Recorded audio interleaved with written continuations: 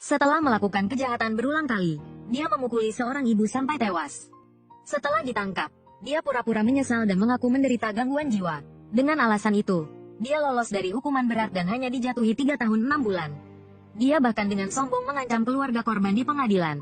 Hukum yang seharusnya mewakili keadilan tidak membela sang ibu. Hal itu juga menanamkan benih kebencian dalam hati Kim Ji-yong. 12 tahun kemudian, dia berusaha keras dan akhirnya lulus dari akademi kepolisian. Dia mulai mengincar Choi Seong-soo, pria yang telah membunuh ibunya. Orang jahat tetaplah orang jahat. Hanya karena sopir bus melaporkannya telah melakukan kejahatan, Choi Seong-soo naik ke bus dan memukuli sopir itu dengan brutal. Setelah itu, dia mengambil kamera pengawas di atas kepala, dan dia mengancam penumpang agar tidak melapor ke polisi. Orang berbaju hitam di kejauhan menyaksikan semuanya. Namun, si penjahat belum menyadari bahwa hari-hari baiknya akan segera berakhir. Orang berbaju hitam mengikutinya masuk ke gang kecil, hingga akhirnya Choi Seong-soo sadar bahwa dia sedang dibuntuti. Halo. Siapa kamu? Apa kamu menguntitku? Aku tanya siapa kamu, brengsek. 18 catatan kriminal, Choi Seong-soo. Kenapa kamu tidak dipenjara dan masih berkeliaran di luar? Kenapa begitu? Tentu saja karena hukum memutuskan seperti itu, brengsek. Sialan, dasar bajingan. Beberapa kali menyerang tapi selalu dipukul mundur, membuat Choi Seong-soo semakin marah.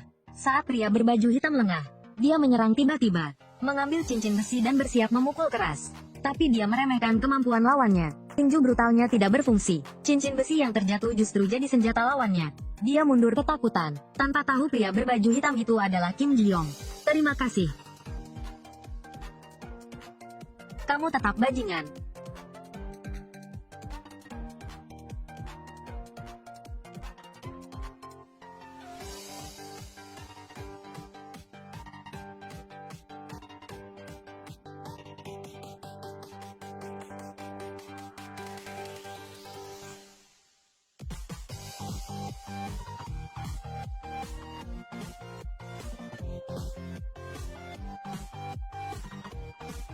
Setelah membalas dendam untuk ibunya, hati Kim Ji-yong masih terasa berat. Meskipun penjahat mendapat hukuman, tapi hukumlah yang membuat orang merasa kecewa. Dan dia belum tahu saat itu, kematian Choi Seong-soo hanyalah permulaan. Hari berikutnya setelah balas dendam, Kim Ji-yong kembali bersekolah di akademi polisi. Selain berprestasi akademik, dia juga juara judo nomor 1 di kelas. Hanya dengan satu gerakan dia menjatuhkan temannya, Ah-seok. Dia juga murid kesayangan para profesor dan guru. Namun di saat masa depan cerah menantinya, dia melihat berita di televisi. Seorang pria bermarga Kim dalam keadaan mabuk, sengaja buang air kecil di jendela bawah tanah. Pemilik rumah dipukuli parah saat mencoba menghentikannya. Pelaku melarikan diri dari lokasi kejadian, dan ditangkap di rumah seminggu kemudian. Namun pengadilan tidak menahan pria tersebut. Alasannya karena pelaku bersikap kooperatif saat ditangkap. Tidak ada upaya melarikan diri atau menghilangkan barang bukti. KBS. Setelah mengetahui pelaku dibebaskan, masyarakat mempertanyakan keputusan pengadilan. Hal ini membuat Kim Ji-yong yang juga korban merasa marah. Dia mencari berita terkait di internet, dan tahu korban tinggal dekat stasiun Seonpo. Muncullah niat membalas kejahatan dengan kejahatan. Malam itu, pelaku bermarga Kim kembali ke rumah korban. Karena pria pemilik rumah masih dirawat di rumah sakit, dua pria itu mengancam dan menakut-nakuti. Mereka menghina ibu dan anak yang ada di rumah. Sang ibu mencoba menutup jendela agar tidak diganggu. Tapi pria pemarah itu menahan dengan tangannya. Sampai akhirnya Kim Ji-yong yang berbaju hitam muncul. Siapa kamu, buta sialan? Kau bikin aku terkena air kencing. Dasar kau. Brengsek. Hari ini kau mati. Brengsek. Tunggu. Berhenti. Sialan. Keparat. Dilarang membuang sampah sembarangan. Dokter bedah plastik menjadi sorotan di seluruh film. Dia merekam video setelah memperkosa banyak pasien dalam kondisi dibius. Namun dia hanya dijatuhi hukuman 6 bulan penjara. Bahkan izin praktik dokter pun tidak dicabut. Malam saat Kim Ji-yong melihat berita itu, dokter itu masih melakukan kejahatan. Dia membius pasien wanita dengan obat bius, lalu memasang kamera untuk merekam aksinya. Sampai Kim Ji-yong datang dengan tergesa-gesa. Dia memecahkan kaca klinik dengan alat pemadam api, dan menemukan ruang pemeriksaan sebelum pelaku bertindak. Saat sang dokter marah dan hendak mengusirnya, Kim Ji-yong langsung menekannya ke bawah.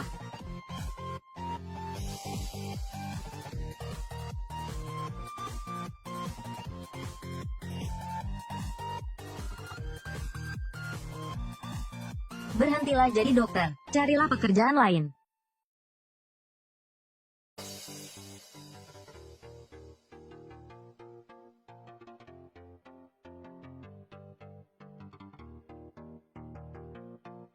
Meski para pelaku telah dihukum, dia tetap tidak merasa senang. Membalas kejahatan dengan kekerasan memang bisa menindak pelaku. Tapi bagaimana dengan mereka yang lolos lewat celah hukum? Mampukah dia menghukum semuanya sendiri? Di saat yang sama, ketika berita tentang pelaku yang dihukum berat tersebar, seorang reporter bernama Choi Mi-rie segera menemui atasannya dan membeberkan beberapa kasus mencurigakan baru-baru ini. Kasus penyerangan di stasiun Seonpo yang ditolak penahanannya, dokter bedah plastik yang memperkosa pasien, pembunuhan yang hanya dihukum 2 tahun, dan kasus menabrak teman kreditur hingga tewas. Semua kasus ini punya kesamaan. Mereka semua dibebaskan karena vonis yang konyol. Hukum membebaskan para penjahat itu. Tapi seseorang di balik bayangan menegakkan keadilan. Reporter Choi ingin mengungkap kebenaran di baliknya. Dia juga menyadari berita ini akan jadi sensasi besar. Namun atasannya, Direktur Kwak, tidak menanggapinya serius. Menarik juga. Kenapa kamu tidak coba menulis skenario? Apa yang diinginkan masyarakat?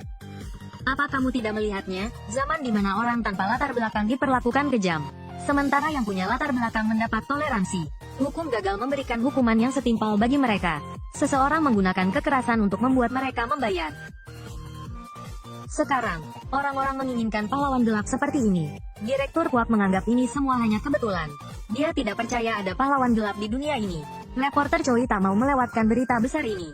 Dia langsung bilang ingin pindah ke stasiun TV lain. Tunggu sebentar. Kalau begitu, apa judulnya? Penjaga Ketertiban. Dengan persetujuan Direktur Kwak, nama Penjaga Ketertiban mulai dikenal luas. Mereka mewawancarai pelaku Kim yang terluka di stasiun Seonpo, dan pria itu masih belum mengaku bersalah. Dia mengklaim dirinya warga sipil yang baik, lalu menyalahkan polisi karena tidak melindunginya. Perkataannya yang memalukan membuat teman-temannya marah. Hingga korban muncul dan ikut diwawancarai. Meski dia tidak melihat wajah asli sang penjaga, wanita itu sangat berterima kasih pada pahlawan gelap yang telah membantunya. Terima kasih.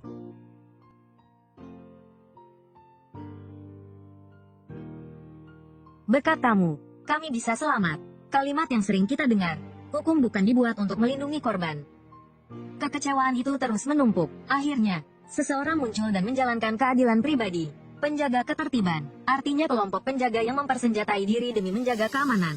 Tentang sosok misterius yang disebut penjaga ketertiban, aku tahu orang seperti itu pasti muncul. Kalau aku bukan polisi, aku juga akan mencincang orang semacam itu. Tindakan membalas kejahatan dengan kejahatan disebut keadilan pribadi oleh stasiun TV. Ini di luar dugaan Kim Ji-yong. Saat temannya juga mendukung tindakan penjaga ketertiban, sebuah ide muncul di benaknya. Jika hukum tidak bisa menghukum para penjahat itu, maka dirinya juga bisa turun tangan membantu. Larut malam, Kim Ji-yong membaca berita tentang penjaga ketertiban. Ia menemukan bahwa publik sangat memuji mereka. Hal ini membuatnya yakin tindakannya tidak salah. Bersamaan dengan tayangan program itu, stasiun TV menerima banyak panggilan dari penonton. Sebagian besar memberikan respons positif. Dan semua kasus ini memiliki satu kesamaan. Para pelaku hanya dihukum berat saat akhir pekan. Reporter Choi pun yakin akan ada berita besar minggu ini. Saat itu, Kim Ji-yong sedang memilih target berikutnya. Profesor menugaskannya ke ruang arsip untuk mengelola data. Ia memanfaatkan kesempatan itu untuk mencari kasus Bi yang dijatuhi masa percobaan. Seorang pengemudi mabuk menabrak ke arah zebra cross. 1 orang luka berat, 1 orang tewas di tempat. Setelah tahu bahwa si pelaku hanya dijatuhi masa percobaan, Kim Ji-yong menuju rumah duka berdasarkan data. Hari itu, si pengemudi juga datang ke sana. Keluarga korban sangat membencinya. Mereka menahan amarah dan menyuruhnya pergi. Si pengemudi berlutut sambil menangis minta maaf. Nada suaranya terdengar tulus. Hal itu membuat Kim Ji-yong tak punya alasan untuk bertindak. Dia pun pergi diam-diam dari rumah duka. Tapi di stasiun TV, Direktur Kwak sedang bingung. Sebelumnya reporter Choi yakin sepenuhnya bahwa penjaga ketertiban akan menghukum pelaku pada akhir pekan. Tapi hingga kini belum ada tanda-tanda pergerakan. Ia khawatir program pahlawan gelap tidak bisa dilanjutkan. Namun reporter Choi tidak menyerah. Untuk memancing penjaga ketertiban keluar dari bayangan, ia membahas kembali kasus terkenal kasus Siyun. Itu adalah kasus pemerkosaan yang dinamai dari korban. Data pribadi korban tersebar luas. Namun identitas pelaku benar-benar disembunyikan. Kenapa orang seperti itu harus disembunyikan? Sampai kapan kita harus melindungi hak asasi pelaku? Ungkapkan saja, kita sudah mewawancarai kasus ini. Kita tahu siapa pelakunya. Bagaimana kalau ada masalah? Aku akan katakan ini demi mencegah korban kedua. Itu adalah kewajiban media. Penjaga ketertiban pasti akan terpancing. Pasti. Lalu sesuai rencana reporter Choi, kasus Siyun kembali mencuat di berita. Kejadian ini terjadi pada tahun 2015. Seorang pria bermarga Jong, usia 40-an, memperkosa seorang gadis di toilet taman hiburan. Setelah itu, ia berdalih mengalami gangguan jiwa. Pengadilan hanya menjatuhkan hukuman 7 tahun penjara. Alasannya saat itu adalah untuk melindungi hak asasi pelaku. Data pribadi pria bermarga Jong ini tidak pernah diungkap. Yang terekspos hanyalah pihak korban. Hal ini membuatnya harus sering pindah dan mengganti identitas selama bertahun-tahun.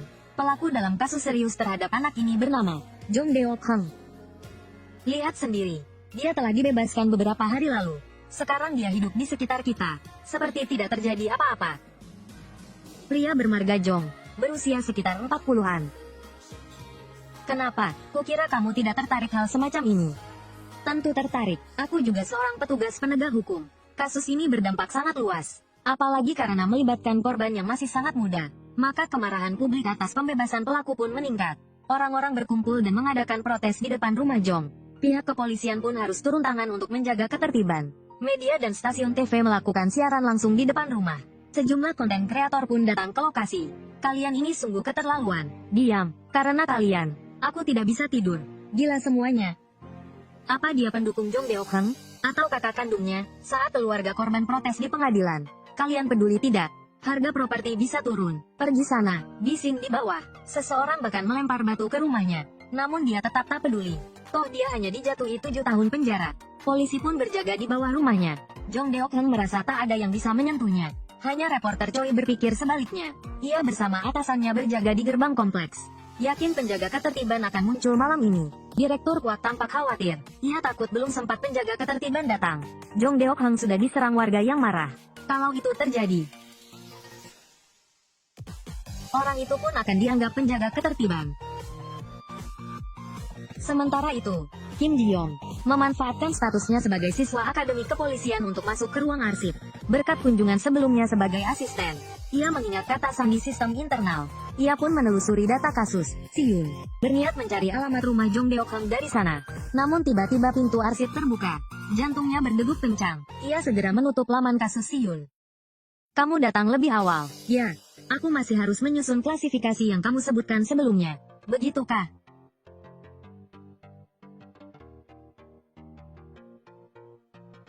Kenapa kamu tidak menyalakan lampu? Oh, ya. Coba aku lihat. Apa itu? Sudah hampir selesai ya? Kamu terlalu rajin. Ya, ini hanya kegiatan klub. Aku tidak akan membayarmu juga. Kim Ji-yong pura-pura tenang dan berbohong. Ia berhasil mengelabui pertanyaan dari profesor. Begitu profesor pergi, ia mendapatkan alamat rumah Jong Deok Hang. Malam itu hujan turun sangat deras. Kerumunan aksi protes telah bubar. Jong Deok Hang mengintip keluar dari jendela. Saat yakin tak ada yang mengawasi, ia segera mengemasi barang-barangnya, tanpa menyadari bahwa reporter Choi telah membuntutinya. Melalui pencahayaan redup di lorong, reporter Choi melihat Jong menyamar terlebih dahulu, dan pergi dengan sebuah truk kecil berwarna biru. Untuk mengejar berita eksklusif ini, reporter Choi pun mengikuti dari belakang. Dalam derasnya hujan malam, dia menyadari arah yang dituju Jong adalah pelabuhan Incheon. Tak diketahui sudah berapa lama mereka berkendara. Truk biru itu masuk ke sebuah terminal kargo.